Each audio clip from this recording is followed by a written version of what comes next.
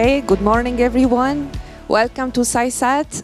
My name is Emna Amri. I'm head of innovation of CYSAT, and it's my pleasure to be moderating the first session of CYSAT today. So before starting, please, you have the Wi-Fi here, so the passcode is here, Wi-Fi for CYSAT. Don't hesitate to download and use ConnectMe as much as possible because you will have some polls, some questions coming from the audience. So it's very important to do that. Okay? So I think that we are ready to start, and we will start the session with our first presenter, Milenko Starcik.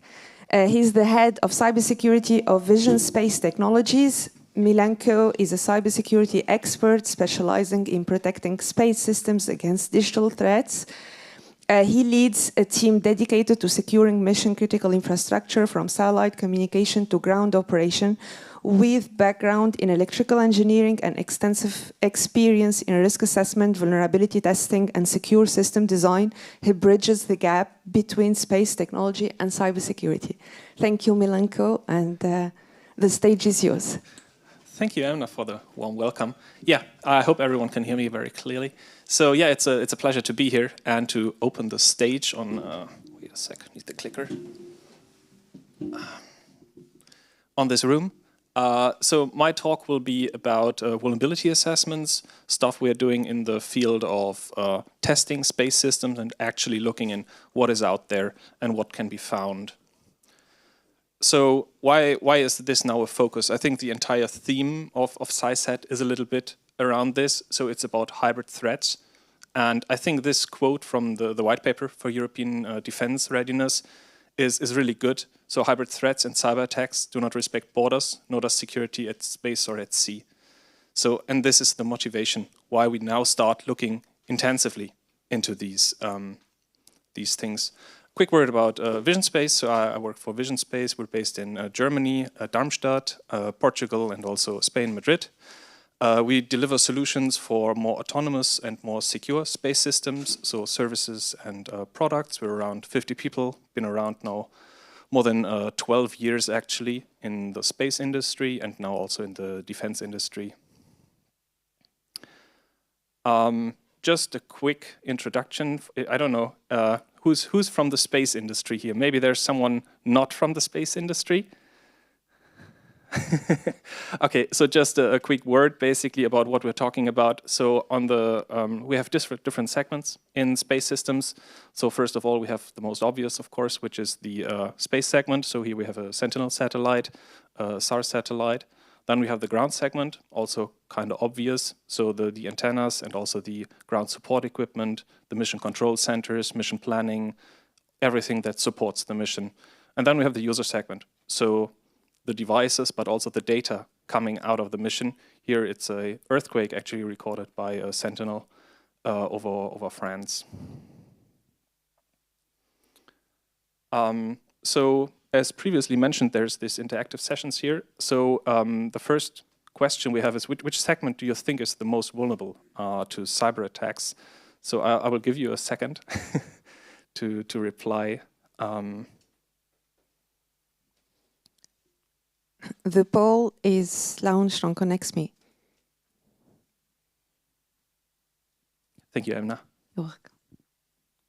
So I guess we'll give it a minute. Oh, no.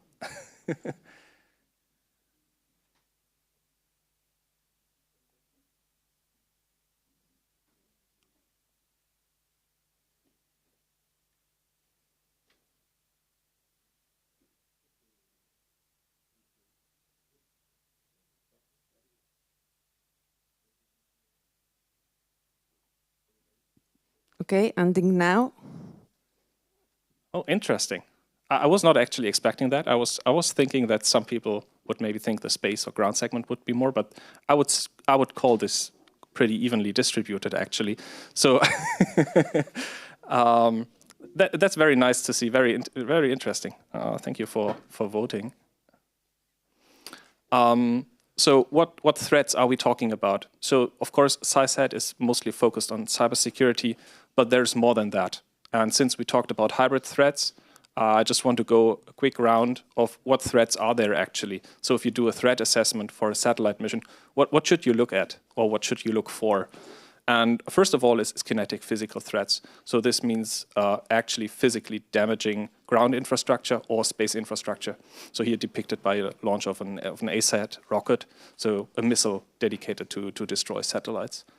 The next is non-kinetic physical. So this is high-power laser weapons, for example, where you can permanently damage or temporarily disrupt satellite services with laser weapons. We have electromagnetic, so electronic warfare equipment, where you can spoof or jam satellite signals, not just on the user segment, also on the TMTC link, for example. And then we have, obviously, the cyber element, which is becoming more and more important, and which we'll talk about more in a minute. So I don't know how well you can read this, but I color-coded it, so it's a little bit easier to grasp. So this is the whole spectrum of attacks and threats that we see to space systems, starting from the kinetic physical, where attribution, for example, is very clear. So there are a lot of systems in place for monitoring. So if someone decides to launch a kinetic physical attack at a satellite system, everyone will know, not just the operator, also third parties will be aware, and it will create orbital debris pretty certainly. And then if we move towards the more hybrid threats, so non-kinetic physical, electromagnetic, the impact, so the damage is less usually, but also it's more difficult for the operator to tell who did it. So basically pointing the finger at someone, because can you really be certain where this transmission came from? Can you really be certain where this laser came from? And this gets even more extreme if we go to cyber, where threat actors are actively trying to disguise their identity by using techniques that other threat actors would use, for example. So attribution of cyber threats is very, very difficult, and there is usually no complete answer. On the upside, usually there is no permanent damage, especially if your systems are well prepared. So if you have like a ransomware attack or like a wiper in your systems, in your devices, and you are well prepared, you should be able to recover from that. So the devices should not be permanently damaged. But it will be very difficult. So this brings to the second interactive element. And this is more, so we will now drive a bit more into vulnerabilities in space systems. So we did a lot of vulnerability research. We recently did some publications on a lot of software systems. And so I'm curious in the audience, so I think this will be like a word cloud, so it's an open question. So what types of vulnerabilities do you know? The police on connects me.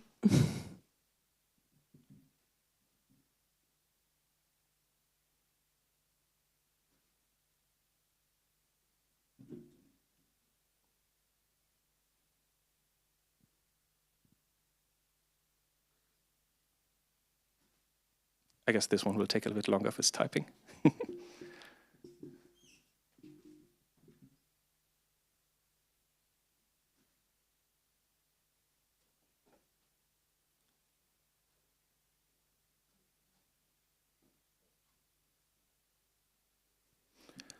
Interesting. Also internal. That's right. That's often something that is descoped from vulnerability assessments when people think about internal threats, so insider threats more specifically. Oh, no, a lot popped up actually.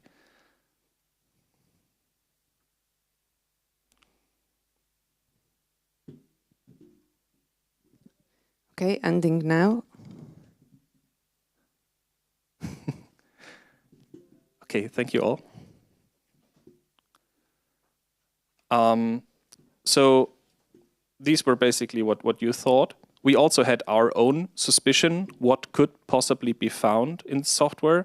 So we decided to actually find out. We decided to go out, look what is out there and what is actually in there. So I think 2023, roughly, we started actually with NASA's OpenMCT. By the way, you'll see a lot of NASA on these lists. And this is due to the reason that there is the largest repositories actually are from NASA. So this is open source space software that we evaluated. And there is a large chunk of NASA software out there. There's no particularly targeting by us. There's also SAS, a European company, and OpenC3, which is a commercial American company. And we now found roughly 40 CVEs currently which are assigned, and this is ongoing. And there's a lot of backlog in research on security of space systems. It's pretty obvious that when we look at the software, sometimes there were 1 or 2 CVEs previously assigned from someone who randomly stumbled upon it or did some automated testing of GitHub repositories. But often there was no in-depth assessment done of any of these. So no one thought about security when building or designing these software systems. And not just that, they were also quite critical. So in almost everything, we found basically a high severity vulnerability, and in most also a critical vulnerability. And even the medium ones, where we have like the largest chunk, can be very critical if you pair it with a critical vulnerability. So for example, in YAMCS, if you have an XSS, you might get access to backend systems which enable the critical vulnerabilities. So it's often not just the rating, also the severity of the thing, but it's also how it can be combined with other things in an attack chain. And the next split, just to demonstrate here, is from space to ground segment. So we did assessments of 2 entire frameworks. So this is NASA's F-Prime framework, which was used on the Mars helicopter, and NASA's CFS Aquila version. So this is a currently used onboard software framework, I think used by around 6 missions currently, which can, if not properly configured, be vulnerable to remote code execution. On the ground, we focused mainly on mission control systems. So we have NASA's OpenMCT, YAMCS, and OpenC3 Cosmos, which are, I would say, the 3 large open source systems that you find. And we have AIT Core, which is it's called EMOS Instrumentation Toolkit. So this is a framework for building experiments on the ISS with Python.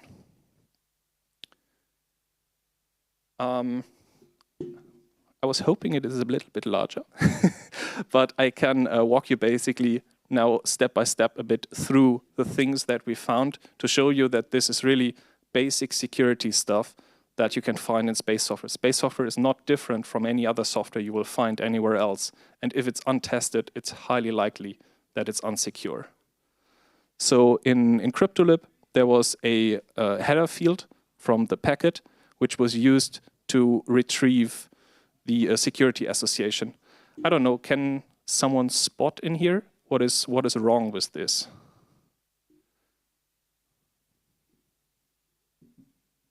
Just shout.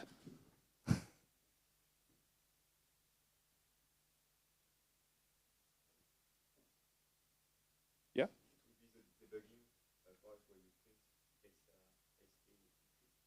That's also correct. That's actually the second thing I was hoping for someone to find. And you're welcome.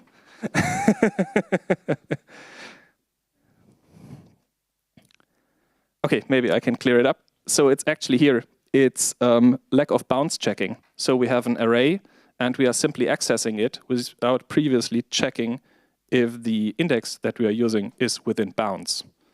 So this can lead to like a null pointer dereference or an out of bounds read or all kinds of problems. And yeah, you're right. So the second thing is we must ensure that in production this is never executed in debug mode. So is not allowed to be compiled in debug mode when used in production, because otherwise it can leak secrets. And the thing is, some people might say, okay, but this is on the satellite. But where are the logs of the satellite going? To the ground, to the mission control system. And if that's vulnerable, again, you have all the secrets for your connection. So next one is hopefully a little bit easier. We have OpenMCT, which is in JavaScript mostly, and we have 2 functions. So this is for the web developers. Some guesses? What could be wrong here?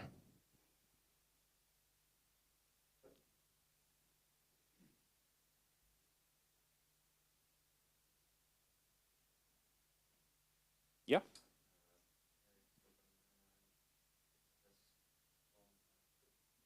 Exactly, it's an XSS on line 3. So here we have the use of inner HTML without previous sanitization. So of course there's some code missing, but this template string is actually coming from an input that the user can control. So we have a stored XSS actually here. So also for you. Thank you for participating.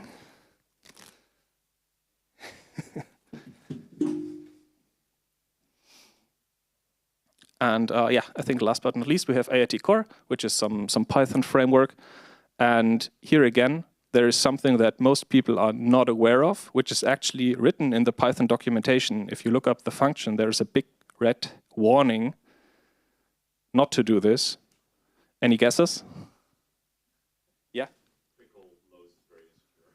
Exactly. So pickle load is extremely insecure. And here it's even worse. So this one is a ZMQ receiver. So over the network, there is a packet coming with a pickled payload, which is unpickled. So this can lead to remote code execution. So if you intercept the traffic or if you develop like a malicious endpoint and you actually send a packet, you get remote code execution on the entire system. So this, I think this was twice right. So wait a sec. There's two. You have a big pocket out there. Deep pockets. So yeah, continuing the theme. So what do you think? How mature are security practices in space systems?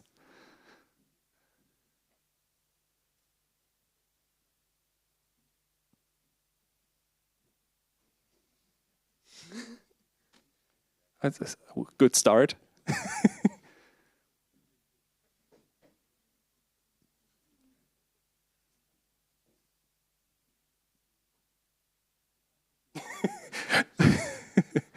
We're going up and down. Yeah, I think you can cut it off. Not much more movement. Okay. Yeah, I would agree. So I think it's a pity that there's a lot of safety in space systems, and there's a lot of teaching also in universities for aerospace engineering about safety, but there's very little about security. So I think this is also something that needs to change, that early on developers and engineers in the space industry learn about security issues that they are building. So what we do and how you could also start countering that is, first of all, with reviewing things, doing proper security engineering from the start of the project. Don't start late, start early if you want to do that. Do static code analysis, do peer reviews, try to educate your developers and your system engineers about cybersecurity. It has to start at the early stages. The next thing you can do is penetration testing. So once things are hopefully developed securely and tested and put into production or in a production-like environment, get some security engineers in and test if it's actually implemented properly and also configured properly. Because often there's vulnerabilities in misconfiguration, which is just lacking. So even if your software is secure, maybe the framework it's built on is insecure, and you wouldn't find that in a simple vulnerability assessment, only when it's deployed in production. And the last step, so if you have these two things done, would be red teaming. So setting up actually a defensive team inside your organization and testing how it reacts to an attack that is simulated. So there are different methods for security testing and for these things. It starts with white box testing. This is where you have access to all the source code, all the documentation. You get privileged user accounts, maybe admin accounts, and you really can do an in-depth review. And this is where you should start. Then you go to gray box, where you get less access. Maybe you get a user account instead of an admin account. Maybe you just get documentation. You don't get source code. And in the last step, black box testing, is when you only have access, for example, to a compiled binary or to a host name. And the security engineers need to figure out everything themselves. So what I would recommend are some best practices. And the first is really training, is raising awareness in the developers and also in the engineers, building a mission about security, not just about safety. And then if you're building a software system, use continuous integration, use static code analysis tools. There's so much even free tools out there. There's also paid tools like SonarCube or so, which monitor your code quality and also security issues, like Pickle, for example. If these developers had this in their pipeline, it would have blinked red from the early days on, and they would not have used Pickle because it's inherently insecure. Once you have that, you can go to dynamic application testing, and then also in a production environment. And once all of that is done, you can basically go over to red team engagements. So short, basically we offer this for all domains. So ground systems, space systems, mission control software. We have a long history in also developing mission control software. So we know what we are testing. And we also offer red teaming and security research on the protocols themselves and their implementation. Like, for example, with CryptoLib, where we found some bugs in the actual implementation, even if the protocol is secure. So yeah, I think we're right on time. Thank you all for joining, and I hope that you have some interesting questions following up. Thank you very much. Thank you, Milenko. So now space for questions from the public. You can also use the application to just write your questions, and we will display them on the screen. So,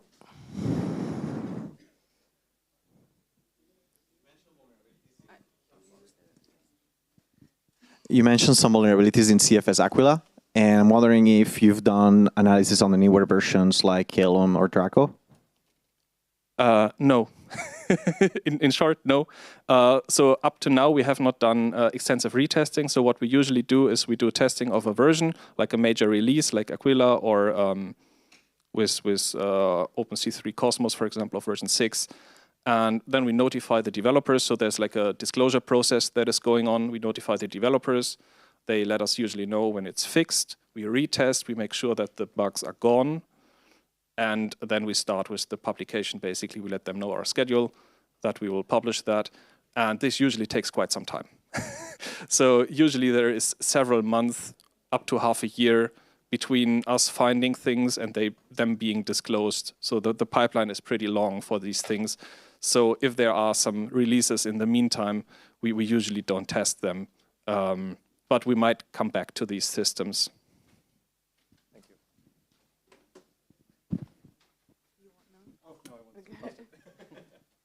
okay, any other questions? I see that we have. So we have a question from Dome. What would be the main security frameworks that we can use to mitigate threats in the ground and space segments? I mean, there is the classics, which come from the IT world. So NIST and ISO 27001, for example, which are the more traditional oriented as a general organizational level. I think the Sparta framework so it's a MITRE ATT&CK version of it from the Aerospace Corporation. I think they're doing very good work in modeling threats, but also providing guidance on the security controls to counter them. So there's an extensive list of controls mapped to different frameworks that you can use. So you can basically look at different threats that you see, and then also find the security controls regarding them. We have another question from Cesar. So does ECSS provide secure coding standards specifically for space applications? What standards would you recommend developers to use in the space context? That's a good question, and I'm not sure if I have the right answer. I don't know of a specific security standard in ECSS. There's like for code quality and like software development engineering. And there's now actually I think in the software engineering lifecycle or in the project lifecycle, there is now a step for security that you should do some actions. But I don't think it is specifically put there. I don't think there is a specific standard, but yeah, I will do some research. Maybe I can follow up on that. I agree with you, actually. I don't think that there is something specific to security. Yeah, so maybe a good idea to get that started. Okay. So thank you everyone for your participation. Thank you very much, Milenko, for the nice talk.